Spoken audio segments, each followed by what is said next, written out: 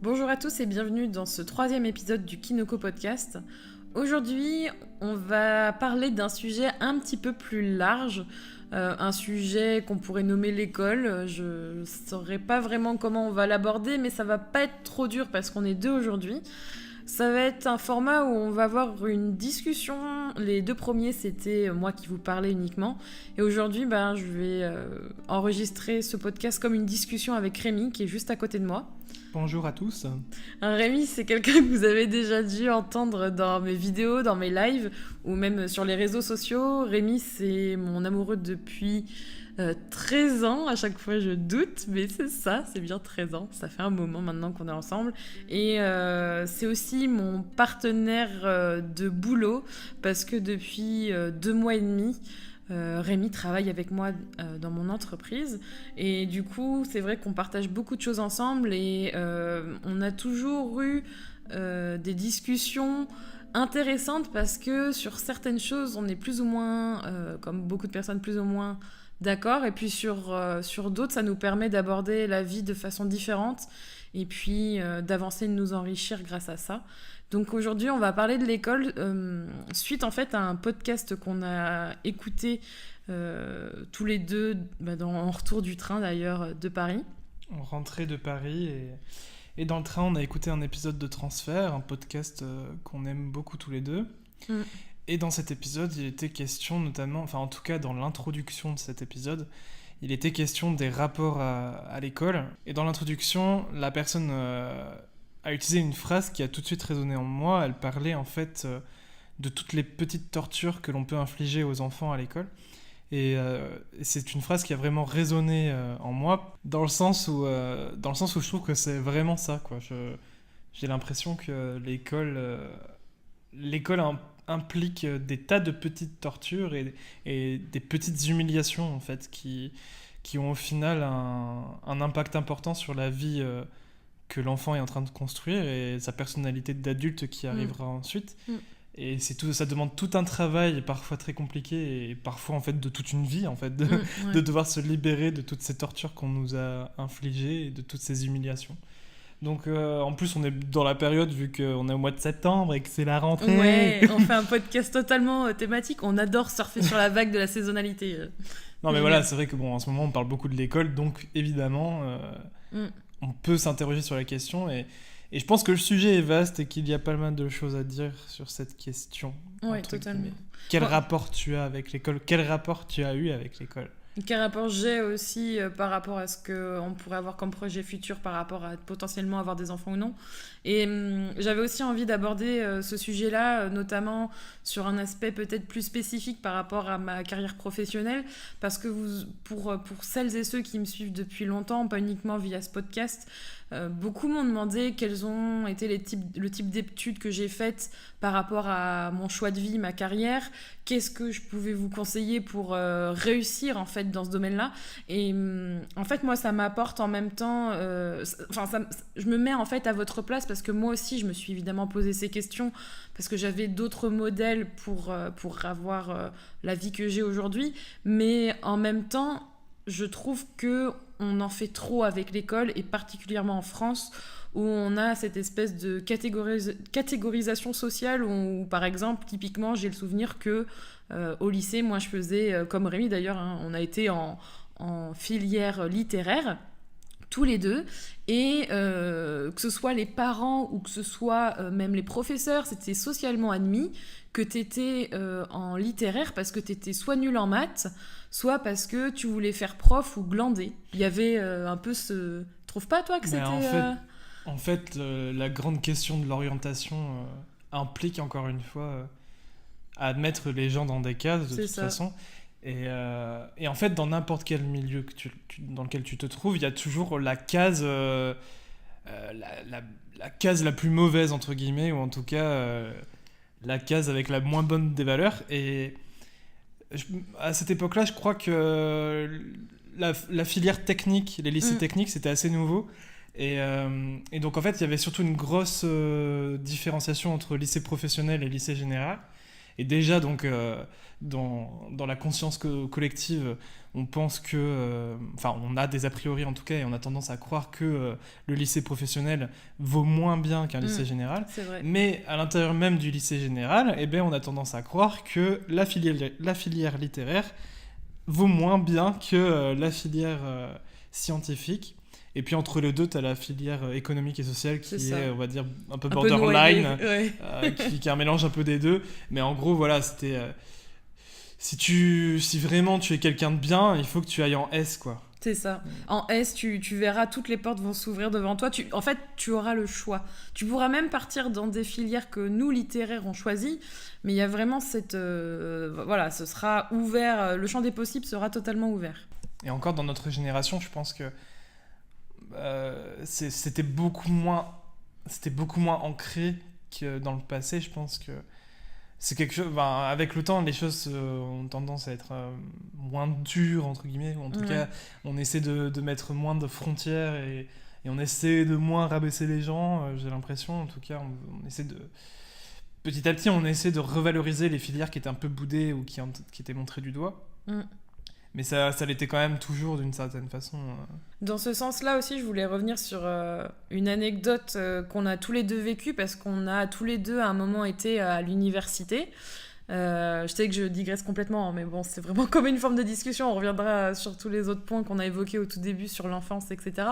Mais en fait, j'ai ce souvenir que tous les deux, en fait, on a été à l'université donc de Bordeaux, Bordeaux 3, donc ça va pas forcément évoquer des souvenirs à tous, mais juste pour vous repeindre en fait l'exemple, si vous voulez, nous on était à l'université Bordeaux 3.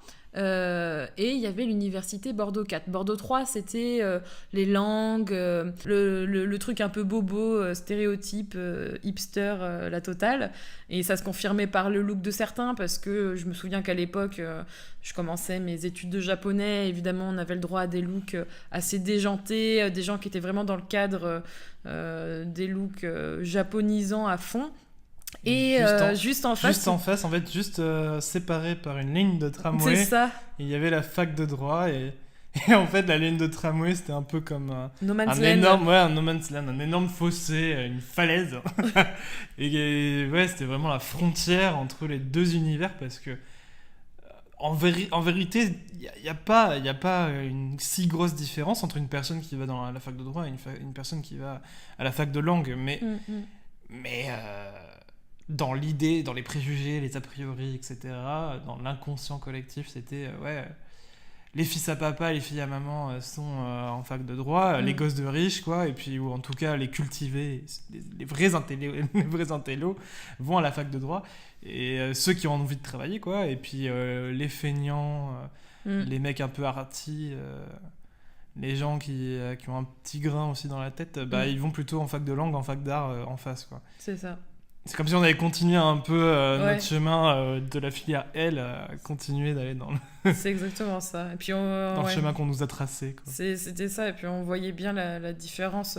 C'est marrant, on nous catégorise complètement, et c'était assez marquant, même dans les cours. Enfin, je sais pas, je retrouvais un peu les profs un peu, tu vois, dans cette catégorie, c'était assez flagrant.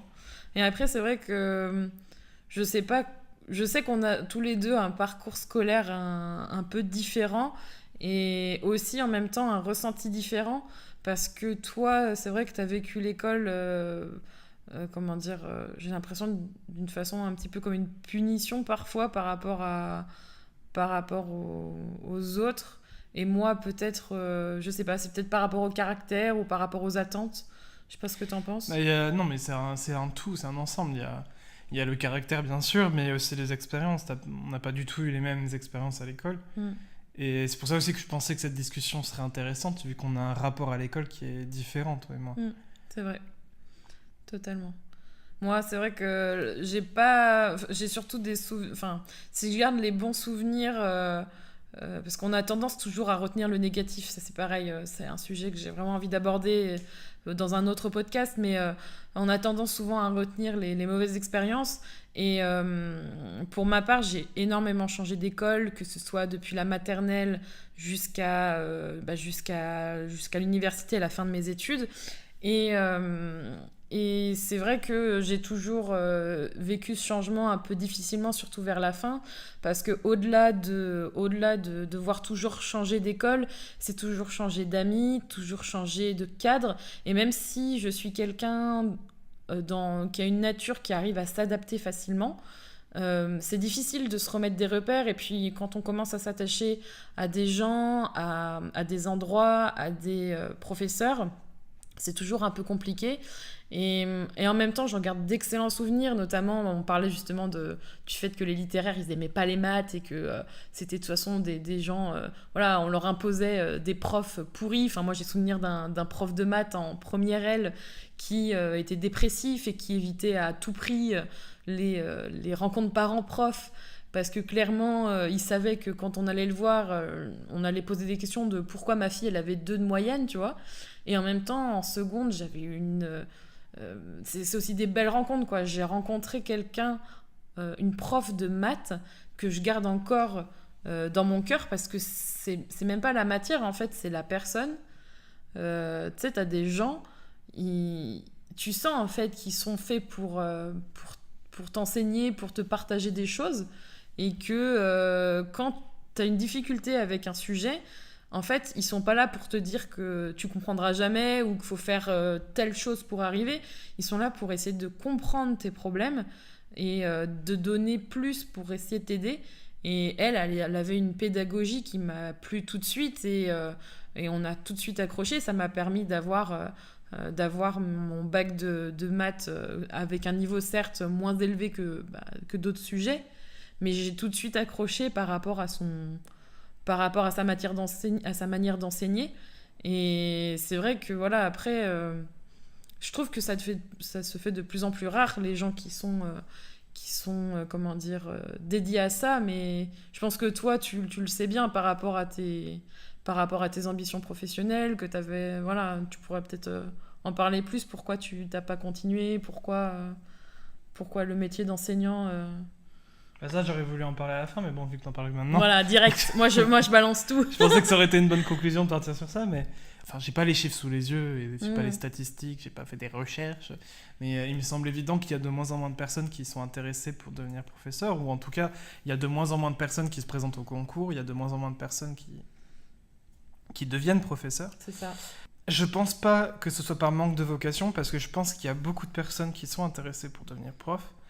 Mais c'est vraiment symptomatique de l'environnement de l'école, de l'expérience aussi, de sa propre expérience, de son propre vécu à l'école, mais aussi de l'expérience actuelle. Quand tu vas à l'école, je veux dire, les classes, bon, c'est quelque chose qu'on entend tous les jours et depuis longtemps maintenant, mais les classes surpeuplées, entre guillemets, où il y a 30 ou 40 élèves dans une seule classe, dès le collège ou parfois même dès la primaire, c'est révoltant et tu imagines mal, enfin tu vois mal et c'est improbable de voir un prof faire son métier correctement avec une telle circonstance. Enfin, c'est pas possible.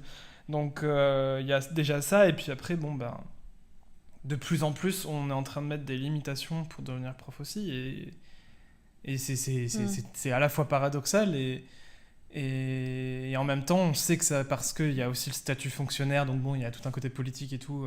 Ouais. Oui. L'accès au statut fonctionnaire est de plus en plus limité et de plus en plus remis en question.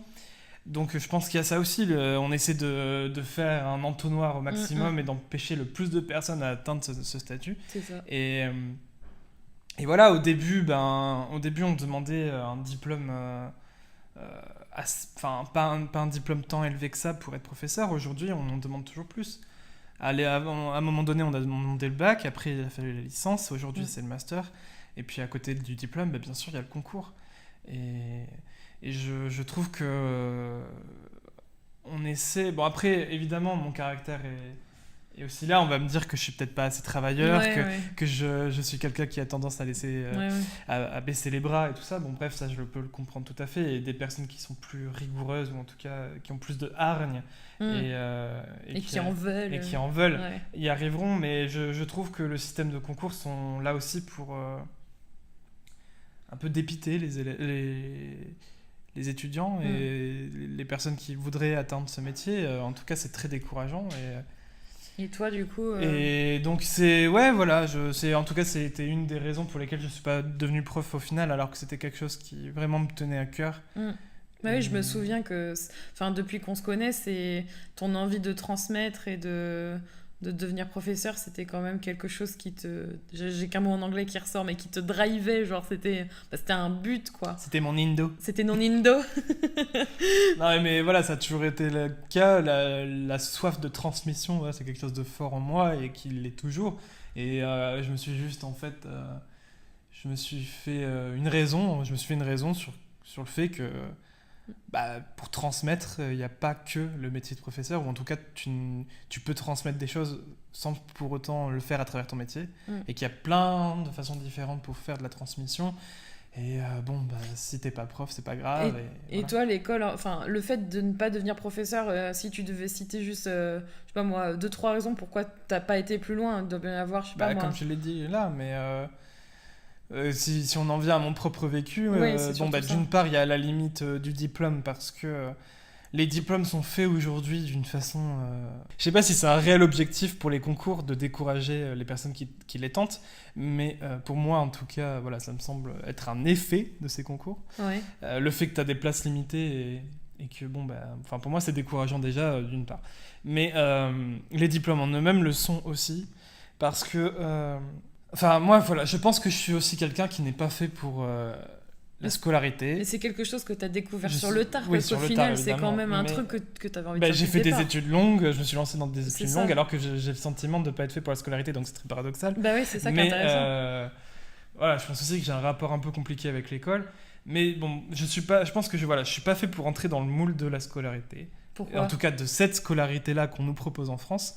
Et pour moi, donc, les diplômes qu'on nous propose, en tout cas qu'on nous impose, on n'a pas le choix. Si tu veux faire certains métiers, tu es obligé d'avoir ce diplôme. Si tu veux être prof, mais je veux dire vraiment prof, dans un établissement scolaire, privé ou public, tel que tu l'as connu toi dans ta vie, il faut que tu aies ton diplôme de master, que tu passes ton concours, et là tu peux être professeur. Après il y a des façons Après il y a des façons détournées, par exemple si tu as plein de gosses, c'est bon, tu peux être prof, après tu peux passer ton concours.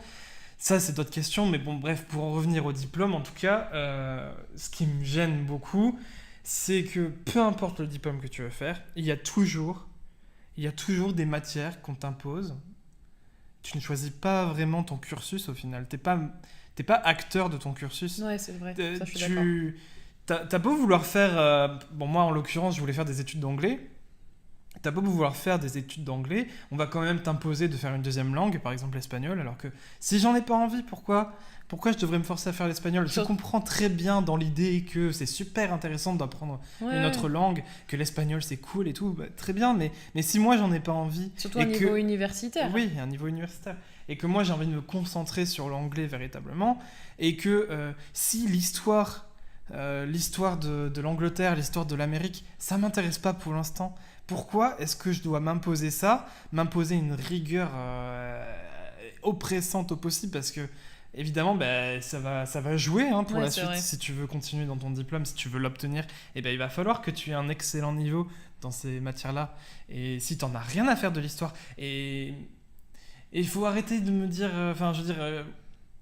on te sent énervé là. Ah oui, non, mais parce que ça m'a touché moi personnellement, et que c'est quelque chose que j'ai eu énormément de mal à vivre, et aujourd'hui, je m'en veux à moi-même et j'en veux au système, mais je comprends pas pourquoi on impose ça aux gens. Ouais. Je comprends pas pourquoi on leur impose plein de limitations, alors que la vie déjà en elle-même t'impose des limitations dès que tu nais, tu vois. Donc là, en plus, c'est les gens qui t'imposent des trucs, et donc tout cet aspect-là de... Tu veux être prof d'anglais, on va te faire croire que tu as besoin de l'histoire de ces pays-là, et encore une fois, je peux comprendre en quoi c'est intéressant pour mieux comprendre une culture, pour mieux comprendre une langue, mais pour enseigner une langue, je suis désolé, t'en as pas besoin. Et on aura beau me dire ouais c'est super cool, moi j'ai adoré l'histoire à l'université, à la fac, des profs actuellement qui enseignent l'anglais, je peux concevoir que ça peut être utile dans des cours, mais dans ma propre expérience, tous les profs d'anglais que j'ai eus, aucun ne m'a fait des cours sur l'histoire. Donc à quoi ça leur a servi ? Ça leur a sans doute servi pour leur culture personnelle, pour leur propre expérience d'apprendre à l'université l'histoire. Oui, voilà, mais voilà, ça doit découler de ton propre choix et je pense que c'est beaucoup plus intéressant que tu en deviennes l'acteur de cet enseignement plutôt que tu le subisses comme ça et que tu n'en aies pas le choix. Et du coup, sauf qu'en fait, tu es obligé, si tu veux être prof d'anglais, il faut que tu subisses cet enseignement. Moi, j'avais une prof d'anglais en seconde, je me souviens, qui m'a dit clairement que ce qu'elle avait appris pour devenir prof, donc exactement ce que tu es en train de décrire, elle ne pouvait pas le restituer ou l'utiliser parce que de toute manière, c'est pas ce qu'on lui demandait. Ouais. Donc c'est quand même ironique, on nous apprend des choses, on nous apprend des choses qui nous servent pas. C'est comme là, je lisais sur Twitter il y a pas longtemps, des trucs super concrets. Pourquoi on n'apprend pas à l'école à remplir une feuille d'impôt, à remplir, enfin, des choses du concret en fait. Enfin, c'est comme une langue. Du quotidien. Voilà, du quotidien, des choses qui vont vous servir pour de vrai. Des trucs... Mais ça, après, personnellement, bon, c'est pas un réel problème pour moi. Pour moi, du moment que ça découle d'un véritable choix, que toi tu te diriges vers quelque chose de concret, c'est comme les langues quotidien, secondaires, Ouais, non, mais que tu te diriges vers des enseignements du quotidien, entre guillemets, comme remplir la feuille d'impôt, enfin, des choses concrètes, on va dire, ou que tu te diriges plus vers de la théorie ou de l'histoire, etc. Mais du moment que ça découle de ton propre choix, voilà, je comprends. Et là, en l'occurrence, en fait, il y a aussi la question de, pour obtenir un diplôme, il faut que tu aies fait un certain nombre d'heures, tu vois, dans tes cours. Et du coup, j'ai l'impression qu'en fait, quand on va faire un cursus universitaire, eh ben, les personnes qui vont choisir le programme, ils vont dire, tiens, on va leur mettre des heures d'histoire, des heures de trucs, parce qu'en fait, au final, ils savent pas quoi foutre dans leur putain de cursus.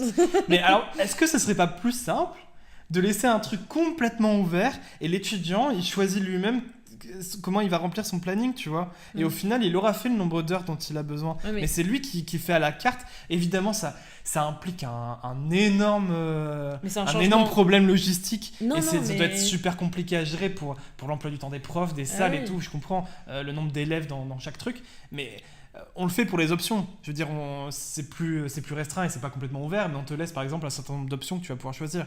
Mais dans l'idéal, moi je verrais bien un truc complètement ouvert.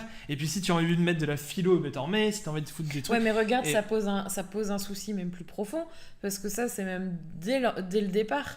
En fait, c'est mettre l'apprenant au milieu, en fait, de son apprentissage. Ça veut dire acteur, que c'est ça. Mais en fait, notre système, et même je sais même pas s'il existe un système comme ça, j'en sais rien, mais en tout cas dans notre modèle français, c'est genre bouffe mon cours, tu te tais, t'écoutes ce que je te dis et tu es spectateur. Bon, après à l'université, on te fait croire le truc de oui, alors les cours qu'on vous propose à l'université, c'est 40% du travail, les 60% c'est vous qui devez faire le travail à la maison, des recherches, de la lecture et c'est comme ça que vous allez avoir votre diplôme, quoi. C'est pas juste en faisant en cours et en écoutant. Oui. Mais bon, ouais, il y a ce gros problème là. Et puis encore une fois, si tu veux être prof, si tu veux être prof d'anglais, tu vas faire une licence d'anglais. Le problème, c'est qu'on va pas t'enseigner véritablement le métier de professeur directement. Et au final, tu vas commencer à faire de la pédagogie, tout ça, vraiment mettre la patte sur le métier de prof. Genre 2 ans, juste 2 ans avant de passer ton concours. Et c'est trop court. Comment tu veux être un prof vraiment qualifié une fois arrivé sur le terrain si tu as juste eu 2 ans pour vraiment commencer à réfléchir aux questions de pédagogie. Enfin, je trouve que c'est tellement insensé. Et c'est pour ça que, comme tu dis, on me dirait que je suis énervé. Mais parce que ça m'énerve, oui, c'est sûr. Mais je sais, parce que dans le fond, je te connais bien, évidemment. Et je sais à quel point c'est dur, quoi, parce que on passe quand même énormément de notre temps à l'école. Enfin, nous, on est quand même encore jeunes, on a 26 ans, donc on est sortis de l'école quand même il n'y a pas très longtemps. Moi, j'ai été diplômée il n'y a pas si longtemps que ça, parce que ça doit faire 2 ans en fait que j'ai mon double master. Voilà, pareil, je dis double master parce que ça, c'est un sujet aussi que je voudrais évoquer. C'est on glorifie le diplôme. Combien de fois j'ai eu la sensation de faire un diplôme parce que je devais le faire pour avoir un salaire, parce qu'en France, malheureusement, c'est mon sentiment, j'avais en fait ce but d'avoir un bac plus 5 qui soit comment dire, reconnu par l'État, parce que cette reconnaissance me permettra d'être rémunérée à ma juste valeur, ce qui est totalement aberrant, parce qu'au final, aujourd'hui, est-ce que ça me sert d'avoir un bac plus 5 ?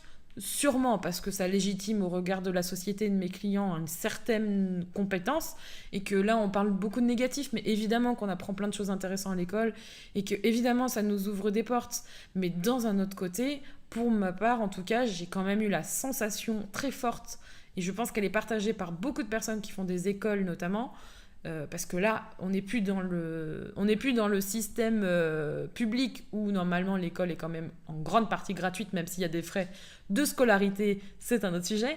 Mais pour les écoles de commerce, on va payer de 5 à 10K, 10 000 euros l'année. Et du coup, pour moi, j'ai vraiment, même si je sais que ça a un coût, c'est une école privée, mais j'ai vraiment cette sensation des fois d'acheter mon diplôme, d'acheter en fait à crédit mon niveau de salaire. Parce qu'au-delà d'avoir des compétences et une expérience et une ouverture de réseau, etc., j'ai quand même eu cette sensation d'un côté d'acheter mon diplôme. C'est dramatique. C'est un peu le... Enfin, je suis pas là en mode critique de la mondialisation, mais... c'est un modèle qui vient un peu des États-Unis, quoi. C'est pareil, t'allais dans les grandes écoles, et puis bon, bah, quand tu sais que ton diplôme il vient de Harvard ou de je ne sais quelle école surcotée, bah, c'est bon. Mais d'un autre côté. Et donc, d'une certaine façon, oui, t'as acheté ton diplôme, même si t'as bossé pour l'avoir et tout ça. Enfin, c'est mal. Et d'un autre côté, tu vois, on dit que, comme tu dis, on glorifie les diplômes, et d'un autre côté, dans la vie réelle, en pratique. Bah, quand t'es surdiplômé, bah, t'es dans la merde parce que tu trouves pas de boulot, parce que les entreprises... Elles en ont pas besoin de ça. Elles peuvent en avoir besoin, ou elles en ont pas besoin, mais c'est surtout qu'elles peuvent pas forcément te payer par rapport à ce que tu mérites d'avoir. Voilà. Ouais, totalement. Et ça te fout dans la merde. Et puis en plus, le gros souci aussi, c'est que j'ai l'impression que en fait, notre modèle d'études, notre modèle d'école, de scolarité, il est super ancien et il est en décalage total avec le monde du travail actuel. Et les entreprises actuellement, le monde du travail nous demande de l'expérience, de l'expérience réelle sur le terrain, le côté pratique au final, alors que l'école, elle nous met à fond sur la théorie, toujours plus de théorie, et on éloigne le plus possible la pratique. Et, c'est vrai. Et donc en fait, on est dans une merde pas possible, parce qu'on est donc sur ce modèle à l'ancienne, et qui est en décalage total avec le monde du travail et le monde de l'entreprise actuelle. Et en fait, une fois qu'on a terminé donc, notre cursus, eh ben, on répond pas à la demande. Et donc, en fait, la moitié de notre vie qu'on a passé à étudier et tout,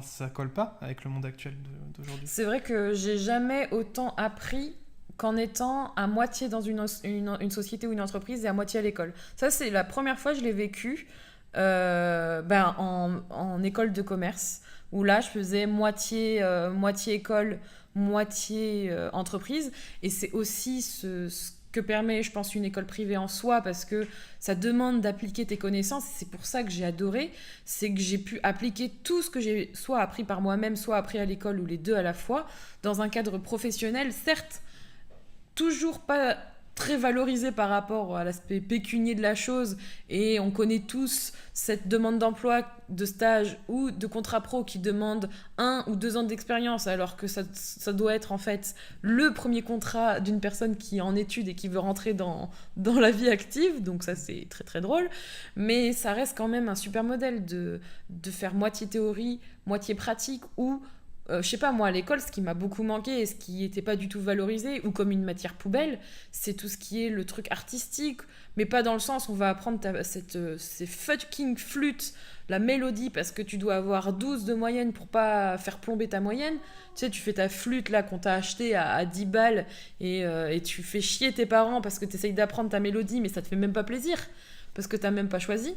Mais ça m'a manqué de faire vraiment un truc artistique, dans le sens découvrir une nouvelle chose. Je suis hyper admirative des systèmes scolaires qui te permettent de faire des activités pratiques et qui soient valorisées, alors certes pour avoir peut-être des points, mais surtout pour ton développement à toi. Parce qu'en France, le souci aussi, c'est que, en France, dans le système qu'on a connu, c'est que la note régit tout, et ô combien... Et surtout par rapport à notre histoire, ô combien mes parents m'ont dit que si je remontais pas ma moyenne, je pourrais pas voir Rémi, quoi. C'était un espèce de chantage à la note. C'était même pas un chantage à l'apprentissage. C'était un chantage à si t'as pas la moyenne ou si t'as pas plus de 10 ou 12, on sait que tu peux mieux faire. T'as intérêt de toute façon, à relever niveau, quoi. La note reflétait un peu ta valeur d'individu, en tout cas. Encore des chiffres, quoi. C'était un système de classification. Hein. C'est ça. La note, le barème te permet en fait de classer les élèves. Et déjà, les profs classent les élèves via ce barème-là, mais en plus, les élèves se classent entre eux via ce barème-là. Donc, ouais, c'est terrible, franchement. Après, voilà, comme tu dis, je pense que notre rapport à l'école se construit directement dès l'enfance, avec les premières années de l'école, évidemment. Toi, comme tu as dit tout à l'heure, tu as déjà eu un premier problème à affronter avec le fait que tu changeais régulièrement d'école à cause de tes déménagements. Moi, c'était un peu l'opposé, vu que c'était un peu décidé que de la maternelle au collège, je serais toujours un peu dans la même école, entre guillemets, vu que c'était vraiment un groupe scolaire qui était vraiment dans le même point géographique, quoi. T'avais l'école élémentaire et l'école maternelle étaient séparées par un simple grillage. Donc c'était vraiment le même coin. Et puis pour aller au collège, il suffisait de traverser la rue et t'étais au collège, quoi. Donc en théorie, je devais toujours rester au même endroit. Au final, il s'est passé que non, j'ai dû changer d'école à cause de mon vécu là-bas. Mais déjà, et donc il y a ces problèmes extérieurs qui viennent, que je dois changer d'école ou pas régulièrement. Mais ensuite, dès à l'intérieur des écoles et du système scolaire tel qu'on le connaît à notre époque, mais qui n'a pas beaucoup changé aujourd'hui. Non, je trouve pas. C'est là où on retrouve toutes les petites tortures, comme elle disait dans l'épisode de Transfert, et qui ont un réel impact sur la personne sur l'adulte qui est en devenir, en fait. Comme quoi, par exemple, qui est en train toi de se construire. Pour toi Mais pour moi, la scolarité en elle-même, le principe même de la scolarité telle qu'elle est faite aujourd'hui, pour moi, à mon humble avis, c'est de modeler un être humain. On essaye de rentrer un enfant dans un moule et de faire en sorte à ce qu'il grandisse d'une certaine façon et qu'il ne déborde pas trop. On le fout dans une case et puis on espère que ce qu'on va remplir dans cette case avec lui, ça va pas déborder que des coins et puis ça va bien rester carré, quoi. Là, je vois Rémi qui imite des trucs avec ses bras pour essayer de m'expliquer le principe. Vous voyez pas ça, mais et puis non, mais le pire, c'est que c'est vraiment ça. C'est vraiment ça en pratique et concrètement, c'est vraiment ça, parce que dès la maternelle, moi, je suis né gaucher, entre guillemets, ou en tout cas au début, j'étais beaucoup ambidextre et j'utilisais mes deux mains. Quand tu essaies encore de découvrir avec quelle main tu es plus dominant. Et ma main dominante, elle commençait à être la main gauche. Sauf que j'étais dans une école maternelle avec une maîtresse qui était de la vieille école. Et du coup, les gauchers, c'était pas très bien vu, parce que quand t'écris avec la main gauche... alors je sais pas d'où ça vient cette idée, mais oui, je comprends pas trop non mais plus. tu aurais tendance à salir un peu c'est dommage. Salir ce que t'écris, je sais pas. Enfin, en tout cas, c'était pas très bien d'être gaucher. Et donc dès ces premiers moments où tu rentres à l'école, on m'a imposé la main droite. Donc à chaque fois que j'utilisais la main gauche, je me prenais une claque, quoi. On me tirait les oreilles ou on me retirait le crayon que j'avais dans la main et il fallait j'utilise la main droite. Et donc j'ai fini par devenir droitier. J'ai fini par rentrer dans cette putain de case parce que au bout d'un moment ça rentre. Donc ça c'est pour moi c'est vraiment une petite torture, hein, ça c'est sûr. Et ça commence comme ça, doucement. Après il y a tout le côté aussi. Doucement. Faut pas. Ça reste quand même une certaine violence. Ouais, mais tu vois, c'est systématique aussi. Hein. C'est pas. Je veux dire, c'est pas non plus. Enfin, je veux dire, c'est pas non plus un coup de pied au cul, on va pas non plus te faire une réelle torture, entre guillemets, tu vois, même si c'est de la violence physique quand même, parce qu'on te tire les oreilles, par exemple, on te met une tape sur la main. Mais c'est pas, pour moi, voilà, c'est pas une réelle torture, comme on peut l'imaginer. Le mot torture, c'est très fort quand même, tu vois. Et donc ça commence comme ça. Et puis ensuite, il y a tout le reste. Je veux dire, par exemple, on t'apprend à ne pas déborder. Quand tu crées les coloriages. Le coloriage, très important. Il ne faut pas dépasser les lignes. Oh là là. Il ne faut pas. Ça, je m'en souviens. Je me souviens très nettement d'une image où j'attendais qu'on vienne me chercher, tu sais, après la maternelle où tu sais, tu fais du coloriage là. Je me revois avec mes crayons turquoise en train d'essayer de colorier un flocon de neige. Et en fait, je commence et tout, puis je commence à déborder. Et je m'arrête et j'en fais un autre. Parce qu'en fait, tu te dis, c'est pas bien. En fait, on se rend compte déjà que dès la maternelle, on met une pression énorme sur les gamins en mode il faut pas dépasser. C'est pas bien de dépasser.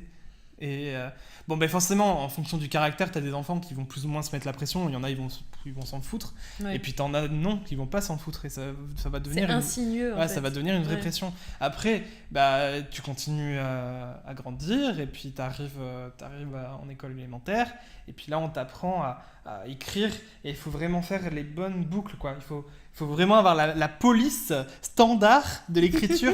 T'as pas le droit d'avoir ta police à toi, quoi. Faut vraiment que ce soit la même écriture que dans le cahier. Parce que si c'est pas la même écriture, c'est pas bien. Oula, on sent le Rémi qui a pas réussi à faire la lettre E. Ah non, mais moi j'avais une écriture de patte de mouche de merde, j'écrivais très mal. Et tu vois comment tu parles de ton écriture aujourd'hui ? Parce que c'est ce qu'on m'a dit, c'était une très mauvaise écriture. Et même aujourd'hui, j'ai pas une écriture particulièrement belle. Oui, parce que tu considères comme telle, mais c'est lisible, je veux dire. Oui, c'est lisible, voilà. T'écris correctement. D'ailleurs, c'est une anecdote qui me fait un peu sourire, parce que je me souviens que c'était au lycée, il me semble. J'avais un camarade de classe, un ami, qui lui mettait beaucoup d'efforts sur l'écriture, et il avait en effet une très belle écriture, limite calligraphiée. Enfin, il avait recherché, quoi. Il avait travaillé son écriture, et d'une certaine façon, voilà, je trouvais que c'était bien, parce que il cherchait pas à standardiser son écriture, il cherchait pas à correspondre au modèle du cahier, au modèle du livre, mais à créer vraiment son modèle d'écriture. Mais au final, les profs lui disaient que son écriture était pas très lisible. Parce que c'était très stylisé, et c'était très c'était en italique, enfin c'était un peu spécial. Et moi mon écriture était lisible. Bon, en tout cas, j'ai jamais eu la remarque que mon écriture était lisible, même si elle était pas très belle et que c'était un peu patte de mouche, quoi. Mais elle était lisible. Donc c'est vrai que c'est une anecdote qui me fait un peu sourire. Et voilà, donc on continue comme ça avec l'écriture, et puis il y a la lecture aussi, hein. Ah oui, lecture. Bon, c'est là où j'ai commencé avoir mes difficultés, parce que on a découvert que j'étais dyslexique, et heureusement j'ai eu la chance à ce moment-là d'avoir une maîtresse qui n'a pas qui montrait pas du doigt, en tout cas, les élèves qui avaient du retard, et que même si t'avais du temps, si tu mettais du temps à apprendre à lire, et que tu faisais partie des enfants qui toujours au mois de décembre n'arrivaient pas à lire, c'était pas grave. Et c'est vrai que je me souviens qu'à cette époque-là, j'ai pas eu cette sensation d'être un cancre ou d'avoir du retard, alors que si, j'en avais. Mais comme ma maîtresse ne me l'a pas fait ressentir, je l'ai pas vécu comme ça. Donc j'avais moins cette pression. Et au final, oui, j'ai appris à lire, et ça a pris du temps, mais j'ai appris à lire. Et puis voilà, donc il y a toutes ces petites tortures que les profs t'imposent. Et puis alors je me souviens, du coup, les profs qui sont vraiment sévères, tu sais, et puis que tu sais qu'ils ont vraiment de grosses attentes, et il faut vraiment que toi tu débordes pas de la case avec eux. Je me souviens qu'à chaque fois que ces profs-là, ils traversaient la classe, et qu'ils allaient de rangée en rangée, et que je savais que quand ils arrivaient à mon niveau, derrière mon dos, là je commençais à frissonner, mais parce que vraiment c'est physique, quoi. Tu ressens un mal-être tellement fort que ça en devient physique, et vraiment j'avais des frissons, quoi, et je me sentais pas bien. Et je me rends compte que je me rends compte de ne pas avoir moi j'ai vraiment le côté l'autre côté de la face, parce que j'ai jamais vraiment eu de difficultés à l'école. Au contraire, j'ai toujours surfé sur la vague, en gros. J'ai jamais eu de soucis à apprendre. Au contraire, moi j'apprenais mes leçons en faisant 36 choses à la fois, et je montais d'un cran si on me demandait d'en faire un peu plus, histoire en fait, juste de satisfaire la personne. Mais ça me satisfait même pas moi, ça satisfaisait la personne en face. Et toi, d'un côté, on te demandait beaucoup pour arriver à un certain standard, et moi, je satisfaisais ce standard, mais j'allais pas plus loin, en fait. L'école, elle est vraiment pour... Enfin, quand tu en parles, ça m'éclaire un peu, parce que c'est vraiment pour un unique modèle. Oui, voilà. On va pas voir plus loin. On va pas essayer à comprendre comment fonctionne un enfant. On va pas essayer à comprendre ce qu'ils aiment. on va pas essayer à comprendre ce qui leur intéresse, et puis on va plutôt les tourner vers le standard de l'adulte qu'on aimerait qu'ils deviennent. C'est plus facile pour eux. Oui, c'est sûr que c'est plus facile. Ça demande moins de temps, mais du coup, c'est beaucoup plus difficile pour les enfants. Alors que si tu t'intéresses à ce qu'ils aiment, ce qui les intéresse, et peut-être que là, tu peux développer de réels points forts chez l'enfant et en faire devenir un bon citoyen, entre guillemets, ou en tout cas un adulte qui se sentira bien en lui.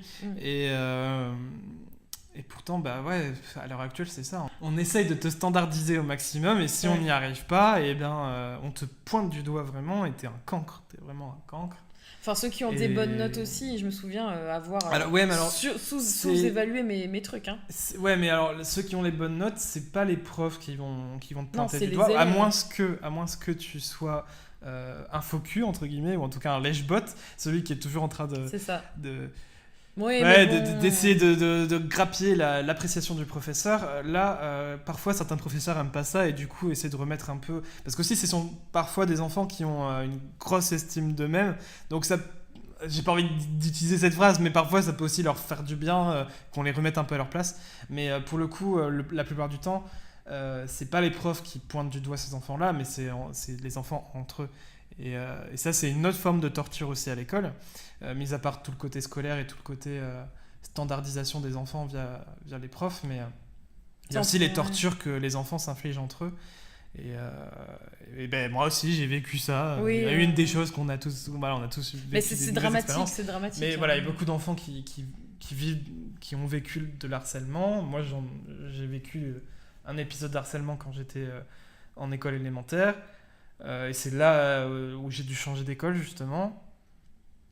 Mais puis là où j'ai découvert aussi notre école, c'était une école privée, une école religieuse. Donc là, en plus de la standardisation de la scolarité, tu as aussi la standardisation des mœurs, là. Ouais. Attention, faut pas tenir la main du sexe opposé dans la cour, hein. Et puis faut absolument pas faire de bisous, hein. C'est pas bien, hein. Enfin, il y a tellement de choses comme ça. Je comprends. Mais on a parlé quand même beaucoup des aspects assez négatifs, mais moi j'aimerais quand même nuancer, parce que l'école, ça reste quand même pour moi une chance, parce qu'on n'a pas tous cette chance encore aujourd'hui, malheureusement, d'avoir l'opportunité d'apprendre à lire, apprendre à écrire, apprendre à faire plein de choses, plein de compétences. Et alors, je trouve que c'est une super chance de pouvoir choisir, parce qu'on a quand même ce choix de faire ce qu'on souhaite. Après, je voudrais quand même répondre à celles et ceux qui me demandaient qu'est-ce qu'il faut faire pour arriver à ce que je fais aujourd'hui. Je pourrais développer un autre podcast ultérieurement, parce que c'est vrai que là ça fait un long podcast pour aujourd'hui, mais sachez qu'il n'y a pas une voie royale, si je peux faire que la boucle soit bouclée par rapport au début du podcast, enfin de cet épisode. Il n'y a pas de voie royale. Si un jour vous allez dans une filière technique, que vous avez sauté des classes, que vous avez redoublé, que vous faites un parcours, que vous arrêtez et que vous reprenez autre chose, il n'y a pas de voie royale, parce que de toute manière, aujourd'hui, la plupart des métiers qui existeront dans 5 ou 10 ans, voire moins, n'existent pas. Donc de toute manière, c'est pas l'école qui va s'adapter plus vite, c'est vous. C'est vous qui allez vous adapter plus vite. Je pense que de toute manière, aujourd'hui, il ne faut pas s'attendre à avoir de l'aide. C'est triste, hein, mais il ne faut pas attendre non plus de l'aide des autres et du système et de l'école pour avancer. C'est à vous de vous faire votre propre système, si je puis dire, vos propres études, vos propres diplômes, et de faire en sorte d'y arriver. Et je suis d'accord quand tu dis que on a parlé de points négatifs et que l'école n'est pas entièrement négative. D'ailleurs, moi, je pense que mon rapport à l'école est très paradoxal à ce niveau-là. C'est que d'un côté, voilà, en effet, j'ai beaucoup d'expériences négatives avec l'école, et à tel point que j'allais à l'école avec le mal au ventre, quoi. Et tous les jours, physiquement, j'étais vraiment mal, quoi. Je me faisais mal. Je me forçais pas à avoir mal au ventre. Non, mais t'avais mal. En me réveillant le matin, c'était très très souvent que j'avais très mal au ventre, j'avais des nausées à devoir aller à l'école, et j'y allais. Mais Et puis, alors, il y avait aussi tout le côté où, tu sais, quand t'as raté une leçon parce que t'as été malade ou quoi, ou t'as pas fait ton devoir. Et ben moi, c'était à tel point, je me sentais tellement mal, c'était à tel point que je préférais ne pas aller à l'école, faire tout mon possible pour pas aller à l'école, plutôt que de devoir affronter mon professeur et devoir lui dire j'ai pas fait mes devoirs. Et alors le pire, c'est que c'est un cercle vicieux, quoi. Parce que du coup, tu retournes pas à l'école, tu ne fais toujours pas tes devoirs, et ça n'en finit jamais. Mais moi, ce truc, ça m'a suivi jusqu'à la fac. Et à la fac, c'est notamment comme ça que j'ai pu rater des matières entières. Parce que, à force de rater des cours et de pas réussir à les rattraper, parce que t'as pas forcément de lien avec tes camarades de classe de cette année-là, tu te fous dans la merde de plus en plus. Et c'est un vrai cercle vicieux. Mais à côté de ça, c'est paradoxal parce que j'ai quand même fait des études longues. Et que tu avais envie de devenir prof. Parce que j'avais envie de rester toute ta vie dans une oui, école. C'est ça. Je sais pas, c'est très bizarre. Et mes souvenirs, j'ai de très très bons souvenirs à l'école aussi parce que j'avais des amis. Cette nostalgie. J'ai une nostalgie. J'ai quand même une nostalgie agréable et des souvenirs très très heureux à l'école. Donc oui, j'ai un rapport très paradoxal, un côté vraiment va des rétro satanas de l'école parce que je la repousse et qu'elle m'a fait trop de mal et que j'en veux plus. Et d'un autre côté, j'ai du mal à m'en lâcher et à ne pas y retourner. Enfin, même si j'ai pas fait prof, j'ai quand même fait animateur en école élémentaire et je suis resté 3 ans en école élémentaire à faire mon travail.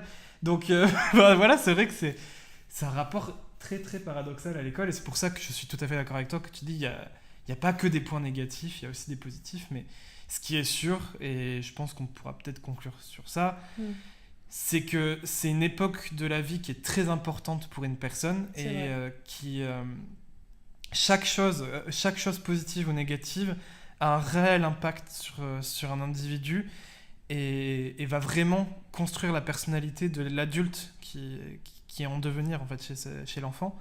Donc il y a quand même beaucoup de choses à changer et il faut faire très attention. Les personnes qui travaillent dans les écoles, il faut vraiment faire très attention aux enfants et il faut penser aux adultes qui vont devenir, quoi, parce que c'est là où tout se joue en fait. C'est vraiment là où tout se joue. Après, je comprends le mal-être, c'est tellement... c'est tellement global, je peux pas me mettre à la place des enseignants, des profs et tout, mais pour avoir été un peu de l'autre côté de la barrière, quand t'as été dans ce processus de devenir prof, et puis même par rapport à nos amis, parce qu'on a des amis aussi qui souhaitaient devenir prof ou qui le sont, et c'est dur, quoi, parce qu'il faut répondre à un système, en fait. Tout le monde doit répondre à un système.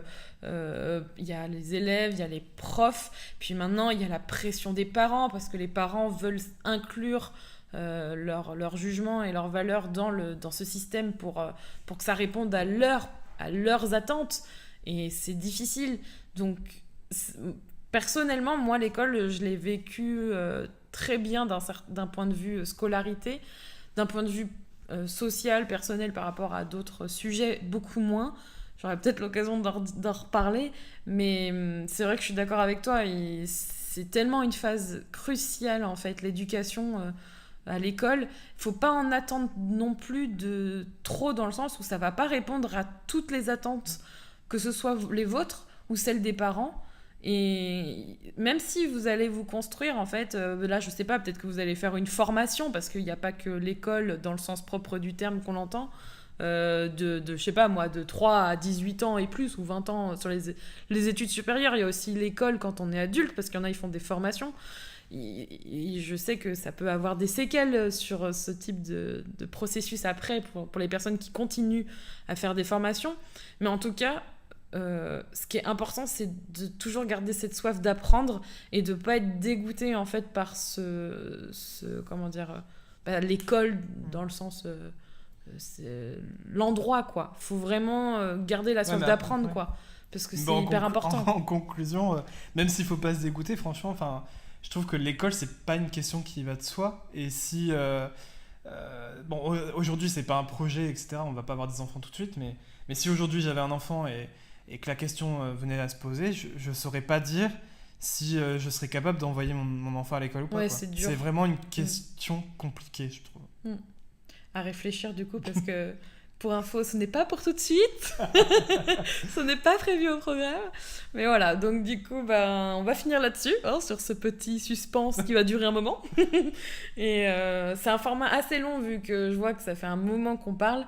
On verra bien ce que ça donne, comment on peut refaire ça. Mais en tout cas, je trouve que c'est sympa. Et on avait envie d'essayer de retranscrire un peu les discussions qu'on pouvait avoir qui partaient un peu dans tous les sens sur un sujet ou un thème particulier. Pour vous partager ça. À voir avec vos retours si vous trouvez que c'est trop long ou pas. Si jamais ça vous gêne pas que ce soit long, on continuera à faire des trucs longs. Des trucs très longs. et si c'est trop long, on essaiera de structurer, réduire, restructurer, condenser ça une prochaine fois. Mais je pense que ça peut être intéressant pour le podcast d'avoir 2 voix au lieu d'une, et puis même d'autres voix, parce que c'est aussi ça qui fait la richesse des expériences, c'est d'avoir celle des autres. Donc, à voir pour la suite. En tout cas, merci d'avoir écouté ce podcast. On se retrouve pour un nouvel épisode bientôt. Je vous dis à bientôt. Prenez soin de vous.